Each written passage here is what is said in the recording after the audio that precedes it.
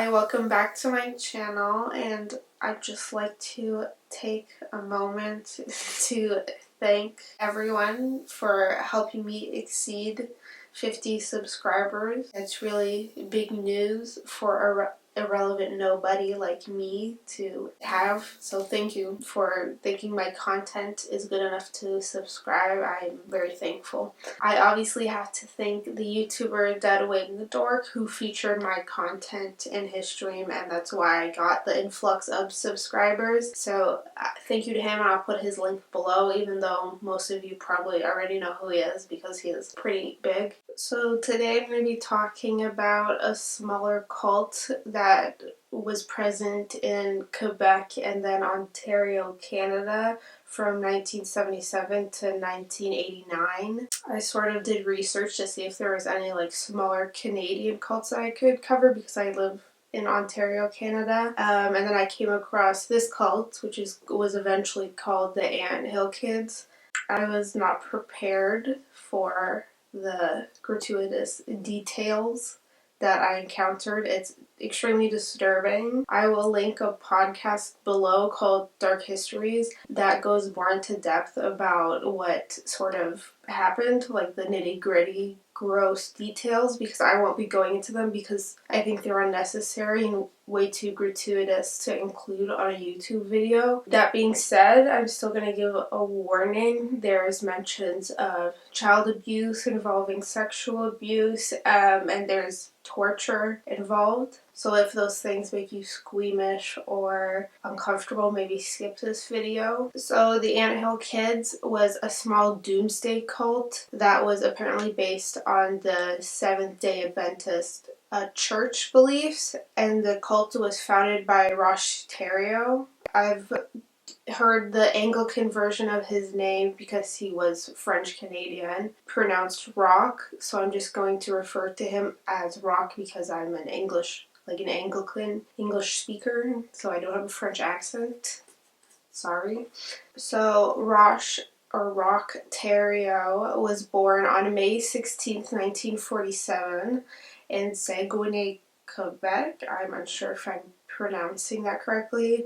Anyways, he was born in a small suburb within that city. The city is a bit over a 2-hour drive away from Quebec City, which is sort of the center. Montreal, Quebec City are sort of the center of Quebec. So he was born to parents Hyacinthe. I don't know how to correctly pronounce that name because it's extremely French. So it's spelled, I'll put the spelling on the screen, and Pierrette, which is an interesting name for a woman.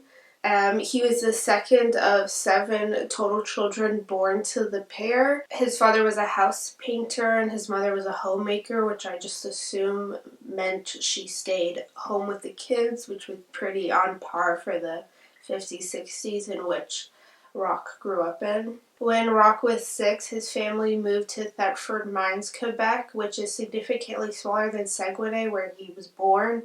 It's around 1/5 of the population. As many families that are born and reside in Quebec are, Roch was a French, English Canadian. I'm unsure of which language he learned first. It's common in suburbs and stuff in Quebec to learn French first, so perhaps, I don't know, he spoke both French and English. So his family said Roch was extremely outgoing and intelligent growing up.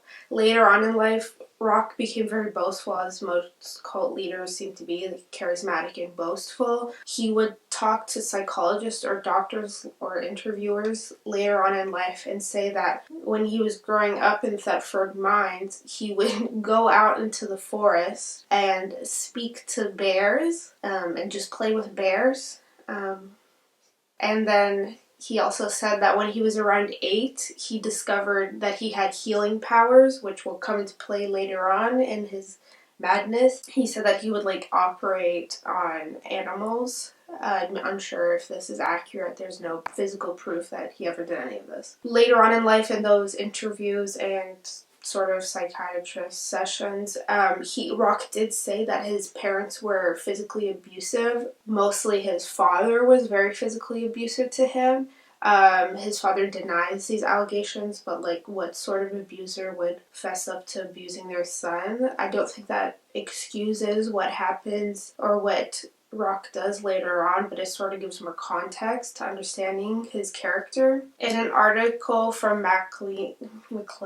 I don't know. It's like this famous Canadian publication. A neighbor that was present as he was growing up and was a friend of Roch's, or the friend of the family, said that the home was abusive. So his father, who I won't repeat the name because I can't pronounce it, was extremely religious. He also belonged to this like religious political affiliation called the Union of Electors, or White Berets. I'm not extremely versed on the world of politics in Quebec, so I won't try to explain to you what in particular the White Berets stood for, but I saw online that the group has been accused of being anti-Semitic. It's a Christian political group, and they would often distribute literature that had anti-Semitic conspiracy theories and themes in it. Roch's father himself would go door to door, sometimes bringing his son to deliver this literature for the group. Roch dropped out of school after completing 7th grade. The local school in his town only went up to 7th grade, so him and his 6 other siblings all dropped out once completing 7th grade, even though Roch was said to be the most intelligent and studious of them all. As I said before, Roch was raised Catholic, as his parents were extremely religious and into the faith, and I believe they went to church every Sunday. And then it is said that after Roch dropped out of school, he began teaching himself the Old Testament, which I assume just means he read it and tried to memorize it. I myself was raised Catholic by my parents growing up. I don't affiliate with the church anymore due to personal reasons that aren't relevant. But the Old Testament is known for being more violent and more like vengeful. God is seen as a more vengeful person or figure. It's not a person, but like spirit in that. So maybe Roch got his violent ideals from reading the Old Testament. Not that I'm blaming Catholicism, but like whatever. I just thought it was interesting to note. And then I found it reported that Roch stopped affiliating with the Catholic Church himself when he was around 18 years old. And this was attributed to him hating his father, essentially, so not wanting that connection because his father was so overzealous with the Catholic Church. When he was 20, Roch married a girl who I believe was 17 or 18 at the time from a neighboring town named Francine in November of 1967, and early on in their marriage, the two moved to Montreal, and within 3 or 4 years, they had 2 sons. The sons were named Roch Jr. and Francine, or Francois.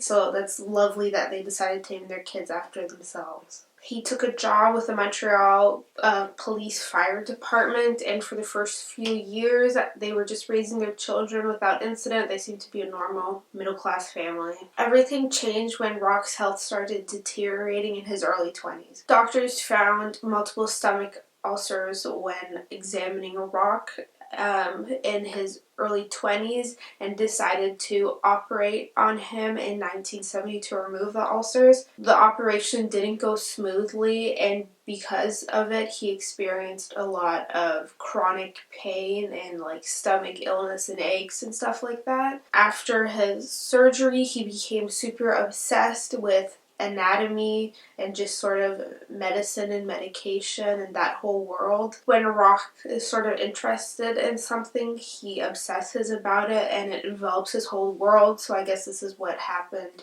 around his interest with the human body, and shortly after he lost his job and his family had to move back to Thetford Mines. He took up woodworking when they moved back to try to support his family, and often for his job he would travel out of town to like Quebec City and other places to sort of sell his pieces at little markets and stuff like that. And it is said when he would go on these trips, he would cheat on his wife. Eventually, the marriage collapsed and dissolved, and in the mid-1970s, because of Roch's poor financial status, they lost their house, and the pair divorced in 1976. One of the women he had an affair with was named Giselle, who is a recurrent figure in this story and in the cult, who he began dating monogamously. I don't know if it was actually monogamously, but he dated her and sort of kind of would stay with her after the divorce or the dissolution of his family.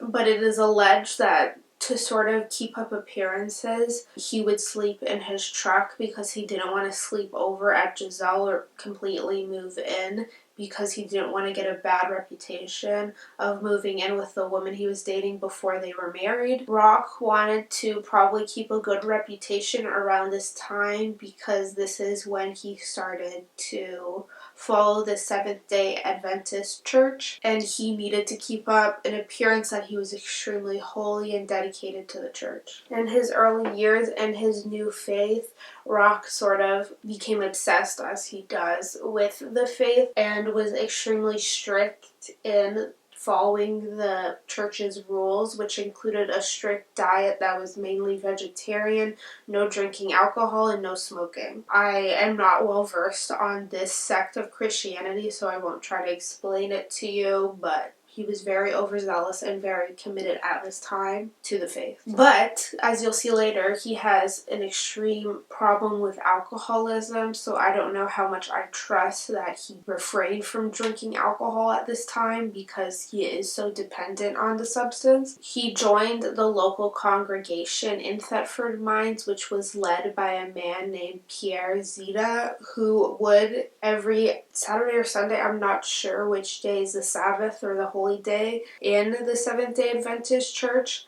but either or, Pierre would lecture in motel rooms to a small group, which included Roch. It is said that because he was so obsessed with the church, it actually made some of the other members very uncomfortable and sort of kind of not want to associate with him. He really liked him at first and saw him as a natural leader, so he asked Roch to lead these non-smoking seminars.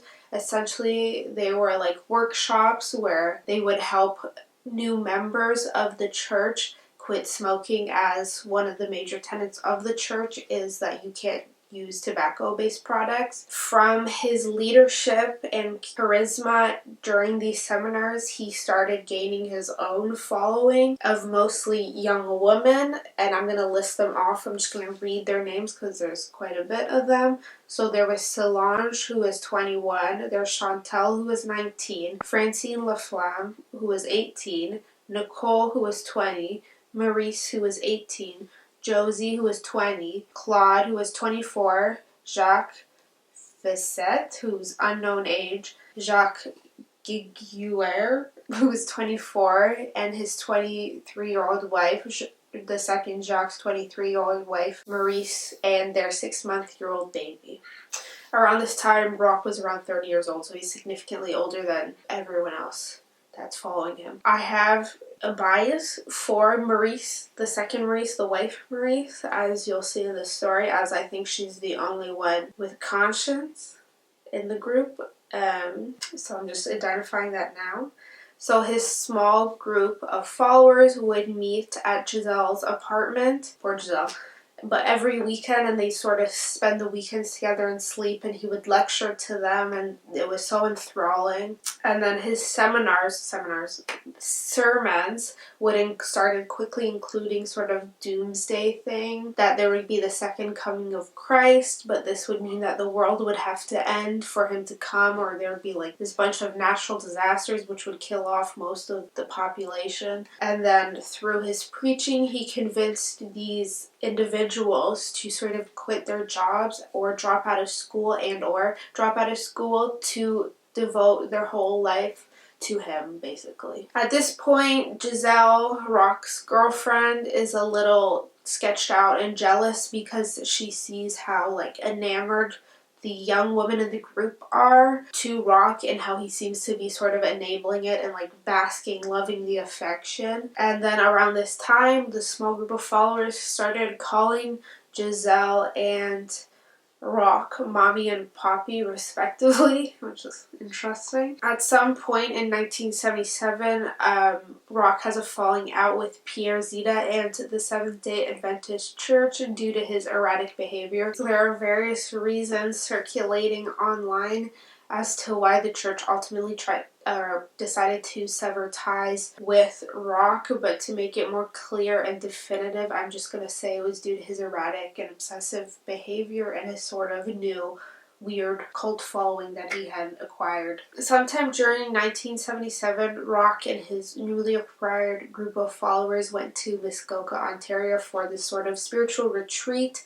Muskoka, if you don't know, is just sort of like up north in Ontario. It's cottage country. On this retreat, they met two girls named Yolande and Gabrielle, who then joined the cult. I'm calling it a cult because now it is becoming a cult. Roch claimed that while he was on a hike alone during this retreat, the sky opened up and God spoke to him and said that the ground he was standing on was holy land.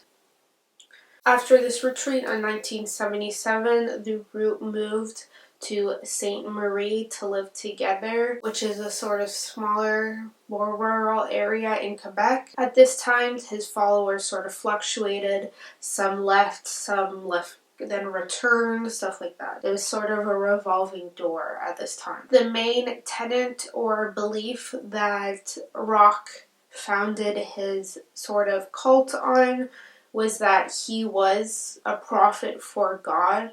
So in the Old Testament, he was a reincarnation of Moses, who God often used to communicate his will to people on earth in the Old Testament. His group then in Ste. Marie opened the Healthy Living Clinic, which was an alternative medicine store which sold organic foods and sort of held seminars and sold literature and pamphlets based on things like how to quit smoking and stuff like that. Throughout the time operating the store, he gained a few new followers, which included another husband and wife duo along with their young child. And all the followers lived in a makeshift community and worked at the store, obviously for no profit for themselves. And they all wore like weird toga-like uniforms while working in the store, just like shift dresses and stuff like that. At this time, the girls in the group started seriously competing for Roch's affection because he was this godlike figure, so they all wanted to be intimate and be sort of the woman by his side. Except for Maurice Garnier, who, as I said before, is the only person I really like in this story, who lived on the commune at this time because of her husband. She kind of really disliked and didn't believe in what Roch was selling, but she sort of just did it for her husband and her kid. So Giselle felt very insecure in her relationship because of the affection the girls were throwing at Roch, so she decided to propose to Roch herself, and the pair got married in a Seventh-day Adventist church in Montreal on January 8th, 1978. She thought this would sort of solidify their monogamous relationship, but it did not, as Roch continued to flirt and enable with the girls. Sometime during, I think, 1978, this woman and her husband came to live on the commune.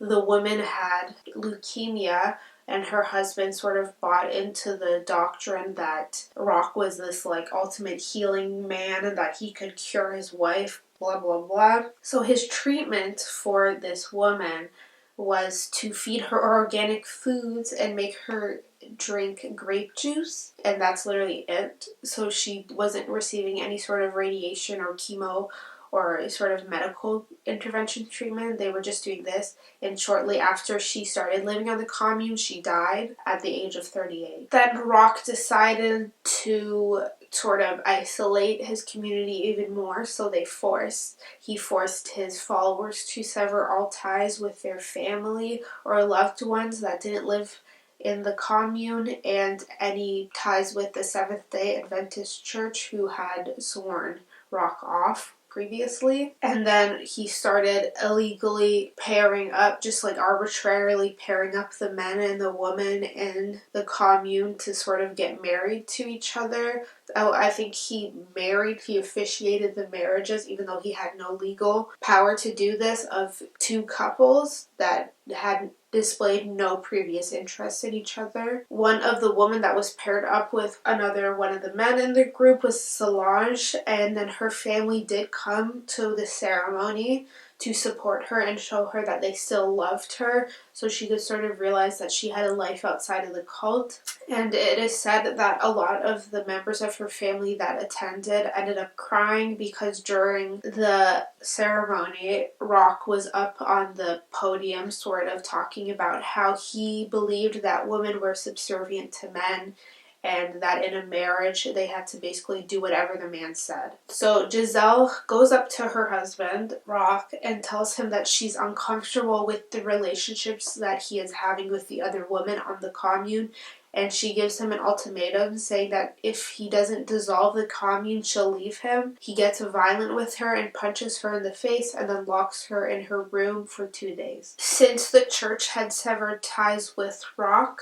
he no longer had access to the holistic eating and sort of non-smoking literature and brochures that he had previously, because they were given to him through connections of the Seventh-day Adventist Church. So as a result, the Healthy Living Clinic suffered significantly. On July 6, 1978, Roch said that he had a vision from God that the world would end on February 17th, 1989. He said that the world would end in this sort of apocalyptic natural disaster, earthquake, firestorm, but that the group, or his group, would be spared if they went off to the wilderness and lived a righteous life, which basically meant that they would just be more isolated and have to follow anything that Roch said because he was the prophet of God, so he knew what was a righteous life. On July 9th, the group traveled to a small municipality called St. Jacques,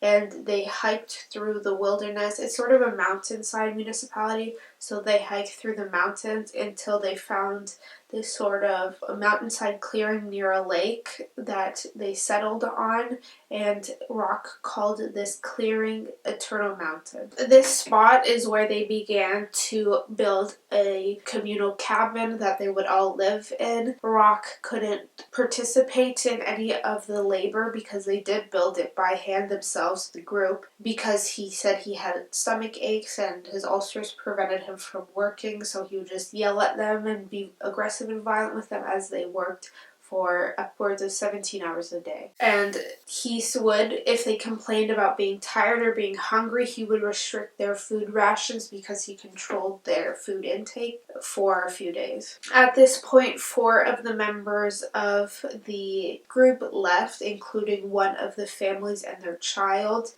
He let them go without incident. He didn't try to stop them from leaving, but he did turn to the other followers and say that those people that left were evil. They finished building the communal cabin in September of 1978, and to cement their holy status, he gave each of them a biblical name, starting with himself. He named himself Moses. To sort of keep up with groceries and stuff, the group lived off welfare checks that a few of the members were receiving from the Canadian government, totaling around $1,400. In October, the next month, Giselle was around 6 months pregnant when one of the other women in the group approached her and said that she was sleeping with Roch. Giselle tried to leave because she was so broken and she was so over it, but when Roch found out that she was trying to leave the commune, he got extremely violent with her, essentially threatened her life, so Giselle stayed. At this point,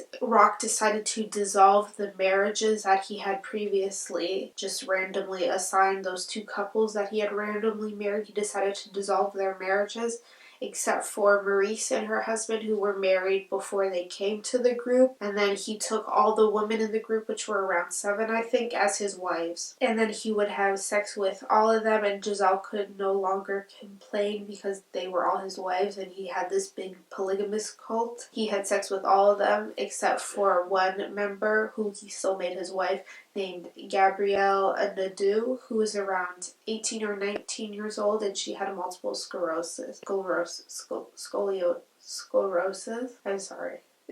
Sorry, Gabrielle. After the Jonestown Massacre, which occurred in November of 1978, local authorities and I guess federal authorities in Canada started to surveil the group Roch's cult, more closely. At this point in time, Roch had abandoned all of his Seventh-day Adventist beliefs, and he started drinking heavily and sort of eating whatever he wanted, including meat. In interviews, his followers would later say that he became extremely erratic and violent while drunk, and his physical abuse increased drastically at this point. While drunk, Roch would go on the porch of the communal cabin and sort of have hours and hours long sermons about just his beliefs, how the world was going to end, blah blah blah, how he was a prophet of God, how they had to follow, and if one of the members fell asleep or he felt like they weren't paying attention, he would become violent and punish them to the extreme. The punishments included severe beatings, hitting them in the head with a 4-inch thick club, or forcing them to stand outside naked in the winter months for hours at a time. Some sources said that at this point, even with the welfare checks, they were still struggling financially and sometimes couldn't afford food. So when they couldn't afford it, he would send one of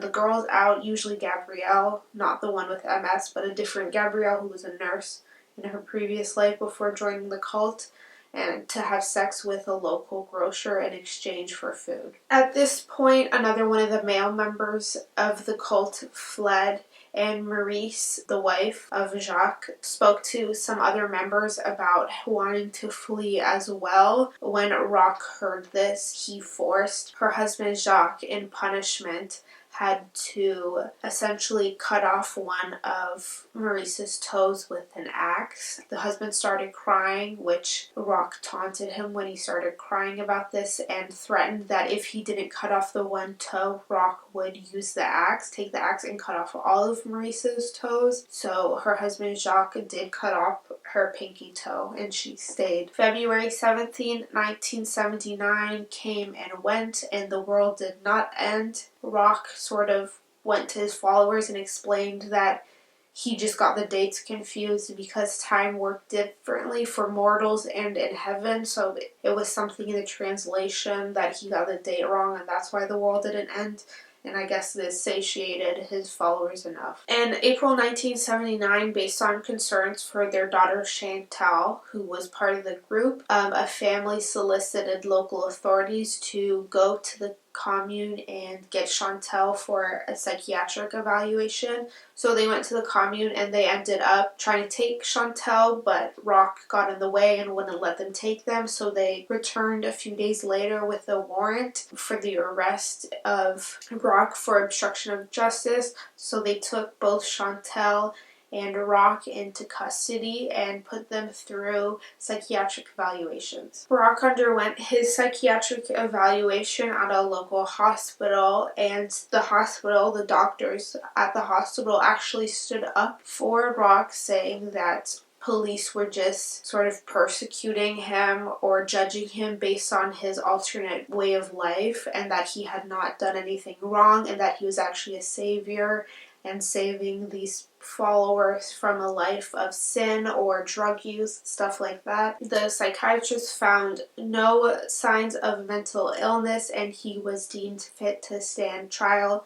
For his charges of obstruction of justice, he received a 1-year suspended sentence. A suspended sentence basically just means you don't receive any sort of jail time. Sometime in late 1979, Gabrielle Nadeau, the young woman with MS, passed away, and the authorities came in to take her body to do an autopsy on it, just to determine if there was any foul play involved in her death. The coroner said there was no foul play involved, and Roch was extremely angry because the body was given to Gabrielle's family to bury her instead of return to the commune, and Roch said that he would not let the police take anyone else's bodies off the commune and that they had to be buried on his property. So at this point, it's 1980 and things get a lot worse. So a man named Guy Vier arrives at the commune in November of 1980 and asks Roch to join the group. Guy was actually previously a patient at the same psychiatric hospital that Roch was assessed at. It is said in some reports that Guy was treated for depression, but I can't 100% verify that. Guy Vier was referred to as unstable and may have had an undiagnosed learning disability or some sort of cognitive impairment, because a lot of people that knew him referred to him as a simpleton. Guy was the first new member of the group since they moved to Eternal Mountain, so he was deemed as less desirable or impure, so he was forced to stay not in the main communal cabin area, but sort of outside in this. So Guy was the first member to be accepted into the cult after their move to Eternal Mountain, and because of this, he was deemed as less desirable or less holy by Roch, and Roch called him his slave. He was forced to stay outside of the commune and was only given one meal a day and was worked for probably over 17 hours just doing manual labor and stuff around the commune. Roch had split up the children of the group because he had begun to have children with the woman, his wives. He split the children in the group into two categories. So there was the pure children, and those were his biological children, and there was the impure children, and those were the children of the other members that he wasn't the father of. So the undesirables, or the impure group of children, included 3 kids: Samuel, Miriam, and Simon, who were all under the age of 5 and born to different members in the group. So Guy was often put in charge of looking after these kids. And in March or April of 1981, Vier was looking after the kids as the rest of the group had a celebration because Roch's 2 kids that he had with his first wife were now moving into the commune. His first wife decided that was a good idea. Anyways, so during the celebration, Guy was tasked with taking care of the undesirable children, and Samuel, who was only 2 years old at the time, was crying all night. And so it is reported that Guy violently beat Samuel because of this. The exact injuries that Samuel sustained from this beating are highly debated, but Roch, who was, as I've said before, obsessed with human anatomy and medicine and surgery and stuff like that, decided that he had to operate on Samuel to sort of repair the damage that had been done by Vier. So he decided that he had to circumcise Samuel. I don't know where he came to this conclusion. None of his conclusions or his surgeries make any sense, so it is tedious and meaningless to try to assign logic to them because they aren't logical. But anyways, he circumcised Samuel, and Samuel died as a result of his injuries from the surgery. Some people now speculate that Guy Vier didn't actually ever put hands on Samuel, and that it was just Roch and the rest of the group's explanation for Samuel's death. They were just trying to pin the death on Guy. Don't know what the truth is of this, but I do believe that it was Roch and not Guy that caused Samuel's ultimate death. Regardless, Roch decides that Guy has to stand trial for this death of Samuel in September 1981, and as punishment, Roch decides that he needs to castrate Guy. So he does castrate Vier, but he says, it's for his own good, that after he's castrated, he will become more holy, he will be absolved of his sins, and he can move up in the hierarchy in the cult. So he will no longer be seen as the slave, he will be a little up from a slave, but still not on the same level as everyone else. So a few weeks after he's castrated, Guy is just completely done with the cult. He runs away and he is talking to locals in the area about what happened to him and the death of Samuel. So police raid the area, or police raid the commune in either November or December of 1981, and they find Samuel's remains and they arrest Roch. All the children on the compound, which I think are around maybe 10 now, are taken into protective custody of the state. 7 other members of the group are also arrested in their involvement in Samuel's death and Guy's castration. Their sentences are all around a year long or under, and they're sent away to jail in Quebec. Roch, for his involvement in Samuel's death and Guy's castration, is given 2 years less a day. So in the Canadian justice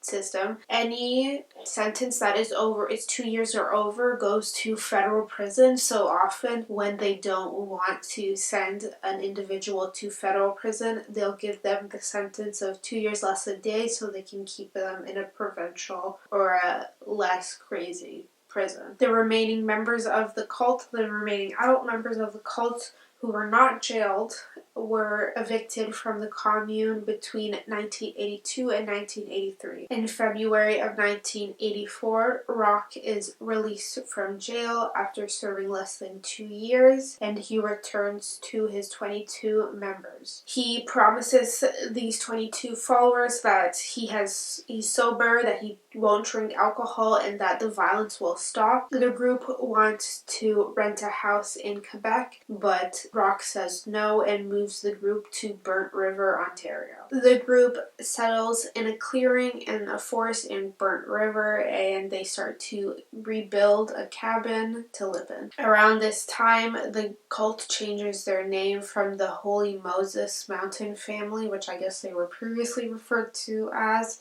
to the Anthill Kids, and they start selling baked goods to financially support themselves. The name Anthill Kids is supposed to refer to basically how the group resembles a colony of ants because they all work and live together. Shortly after the group is established and is living in their little new commune in Burnt River, he creates a hierarchy of his wives. Maurice is at the bottom of the hierarchy, and she is forced to live in some sort of makeshift hut with her 2 biological children, and she's not allowed to really have contact with the other members of the group, and she was often beaten by her husband on Roch's request. Shortly after this, Roch starts drinking again, which breaks his promise, and he becomes violent. He starts performing strange surgeries, really brutal surgeries that I won't describe in this video because, as I said, it's really disgusting and gratuitous, but he starts performing these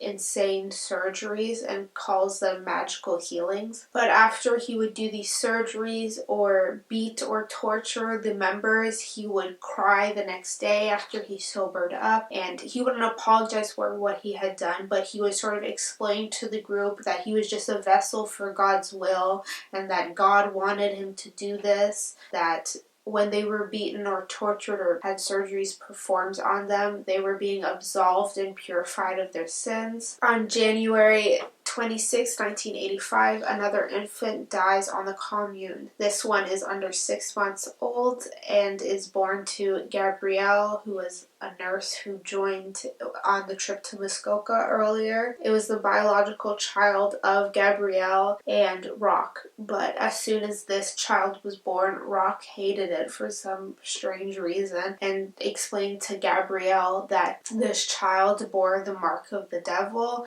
The death was ultimately deemed a crime death, but this is highly debated because Roch was friends with the coroner who did that autopsy on the child, so a lot of people think he allegedly forged the documentation. It's reported that Gabrielle, on the request of Roch, put her baby, her under 6 month old infant, in a wheelbarrow in the middle of winter with nothing, naked, but with nothing but like this very tiny blanket and she put her infant outside in the freezing cold. It was -10 degrees Celsius for hours until the baby died. There was one documentary, which I'm not using a lot of information from because I find it very biased, especially towards Gabrielle, who the lines for victim and sort of perpetrator in my eyes against Gabrielle are very confusing, because I do think she had a major hand in her son's death and she didn't put her son's well-being before everything else. Anyways, in this documentary, Gabrielle sort of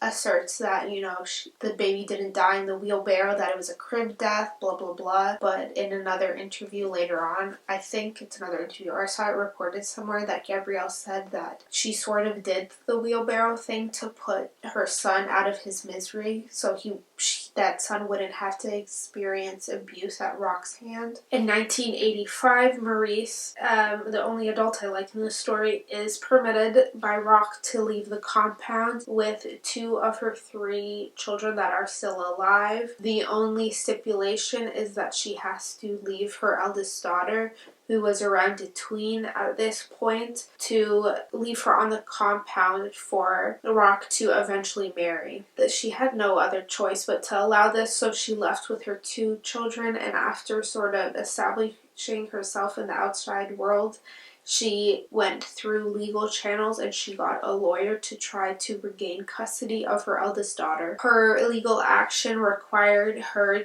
to testify about the abuse that her and the children received on the commune. So as a result, all the children on the commune were taken away. Her legal action to get the custody of her daughter required her to testify on the abuse she had received and the other children were receiving on the commune. As a result, CAS, which is Children's Aid Society, took all the kids on the commune into their custody and placed them into foster homes. Once the children were removed from the commune and put into their respective foster homes, they began to open up about the abuse that they witnessed and received as being a part of the cult. The abuse included starvation, sleep deprivation, being forced to witness animal sacrifices, and forced to take part in group sex rituals. As I've said before, the kids were split into 2 groups, so the kids that were not Roch's biological children were more severely abused. There are more details of the abuse online, which I won't go into because it involves children and it's disgusting, and I don't think I need to say it in detail for the viewer to understand how disgusting and horrendous Roch and this cult was. So the court, in the cases of the custody of all these children, ordered an independent assessment of the living conditions of the cult and the commune to sort of determine whether or not they would return the kids to Roch and their parents. The team conducting the independent assessment were led by Dr. Thériault, and Dr. Martin Milkovich. I'm going to put their names on the screen because I think they're stupid and deserve to be put on blast for what they said. So these 2 doctors, ordered the court to immediately return all the kids to the parents and to the commune, because they said that the court was only persecuting this group because they were French speakers and their first language wasn't English, and they said Roch was taking such good care of these children and the court was just persecuting them, blah blah blah. Despite the report, the judge was like, no, you have an extreme bias towards Roch for some strange reason, and they threw out the report, or they just ignored the rulings of the report. And in October 1987, they decided to keep all the children in the protection of the crown, so they were kept in their foster homes and stuff like that, and all the parental rights of the members of the cult were completely stripped and taken away, which, thank God. After the children were removed, the physical abuse on the remaining adults by Roch got more extreme. Again, I'm not going to detail them because it's literally nauseating. I got sort of sick to my stomach reading them, so I don't feel like I need to restate them here. But some of the abuse involved forcing members to break each other's bones with sledgehammers. He also shot one of the female members in the shoulder, and then when someone was badly injured from his abuse, he would operate on them. And the operations, as I've said before, appeared to have no particular logic or reason to them. He was essentially drunk through all these operations, so why would they have any reason? He did claim that he read a lot of medical textbooks cover to cover in his 20s, but that doesn't seem evident in his treatment of how he operates on these people, because it's insane and literally makes no sense if you read the transcripts of what he did. It makes no sense. In September of 1988, one of Roch's wives, Solange, who in the hierarchy was at the very top at this time, she had knocked Giselle out of her top spot, so Solange had begun to complain about having stomach aches. So Roch decided that he needed to operate on her immediately. He got extremely intoxicated before the surgery, which is very on par with his behavior. And then he cut open her stomach and did some stuff that I'm, again, not going to say because it's nauseating. But she died a few hours after this surgery because of her internal injuries. At the time of her death, since Solange was at the top of the hierarchy of wives, Roch was very distraught over her death, so he said he tried to kill himself in different ways, including taking some Tylenol to try to overdose on that. And then he said that on his third or fourth attempt of trying to complete suicide, he had a revelation that Solange's spirit lived inside of him and he had the power from God to resurrect her, so he stopped trying to kill himself. He had made a connection with this man in the LDS Church, which stands for Latter-day Saints, and he spoke to this man about the vision from God, or this epiphany he had. He did omit the part that he had caused Solange's death. He just said she sort of just died from an illness. So Roch and this man from the LDS Church, he was sort of, I think, a leader in the LDS Church, if I'm not mistaken, they both came to the conclusion that Roch was pregnant with a dead Solange, and he had to rebirth her. So after talking to this man, Roch returns to the commune and tells his followers that they have to excavate Solange's body, as they had already buried her on the property. He then had the group partake in this extremely strange sex rebirthing ritual where he remarried Solange for some reason, the dead Solange. He remarried her and then did some other things that I'm not going to describe as gross, and then they buried her again. Roch believed that after she was buried for the second time, she was going to be resurrected and come back to life, that he had rebirthed her because he was pregnant with her dead body, and that she was going to, come up from the ground and be alive again or something. Of course, she didn't come back to life. So Giselle, I think she's just so disgusted by what's happening. She convinces Roch to cremate Solange's body to to prevent further desecration of the corpse. So Roch agrees that this is what Solange would have wanted, so they cremate her, but not before Roch removes one of her ribs and forces all the members to wear a piece of her rib around their neck as some sort of protection amulet. Finally, at this time, most of the members of the group were seeing Roch for what he was, this extremely sadistic, psychopathic madman, and they were becoming unenamored, and they would leave the commune for weeks at a time to go visit their family and stuff like that, to stay with their family, but only to eventually return shortly afterwards, I believe, from threats or just fear or some sort of Stockholm syndrome. When they returned from their visits, they would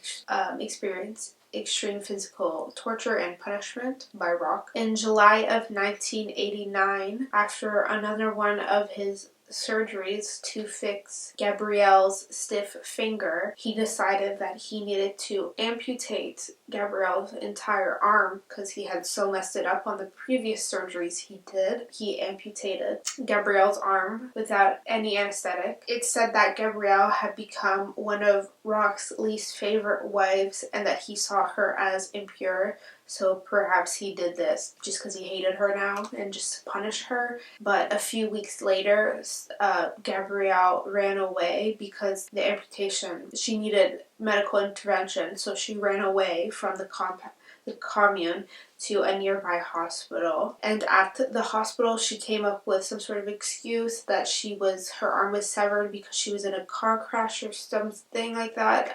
But the police and the local authorities were already aware of the cult's presence and Roch's sort of reputation, so they knew that Roch had done this. So they decided to get an arrest warrant and raid the commune. So they arrived on the commune in late August of 1989, but the property was already abandoned. All the members and Roch had already fled. It took authorities around a month and a half to finally locate Roch, and on October 6, 1989, he was finally taken into police custody. It just so happens that earlier that same day, his first wife, or second wife I guess, Giselle had confessed to what had happened to Solange, so Roch was charged with the aggravated assault for amputating Gabrielle's arm and then for second-degree murder in Solange's death. He pleaded guilty to aggravated assault against Gabrielle and received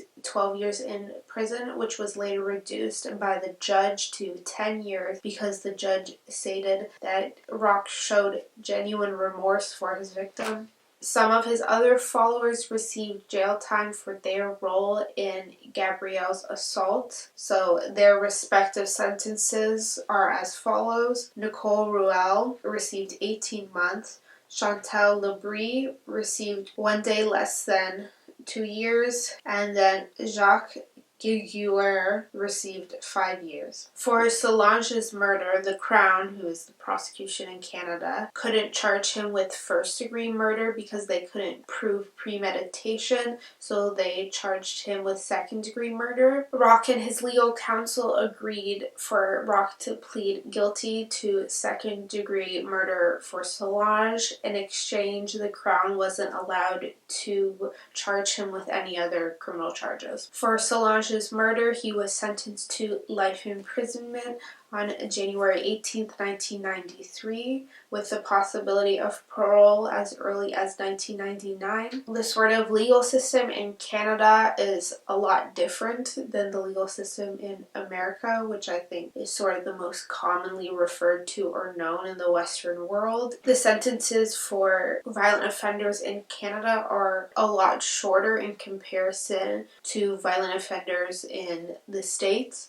So when an individual gets life in prison, it's very rare that they would actually be in jail for the rest of their life. So they can be eligible for parole, and they are often given parole. I saw it stated somewhere that Roch would have been up for parole, like he would have been definitely released from jail in 2014. I'll explain why he wasn't released from jail in 2014 in a bit. So 3 of the female members from the Anthill Kids, I'm going to put their names on blast because Francine Laflamme, Chantal Labrie, and Nicole Ruel moved close to where Roch was imprisoned so that they can continue their relationship with him. And during conjugal visits, these ladies managed to give birth to 4 more children for Roch. Upon birth of each of the 4 children, CPS immediately took the children away. Thank God, because I do not think these are fit mothers. No offense. And the children were put up for adoption. Throughout his disgusting life, Roch gave birth to over 20 children. In 2000, he was moved to a medium security prison in New Brunswick, and in 2002, he applied for parole for the first time, I believe,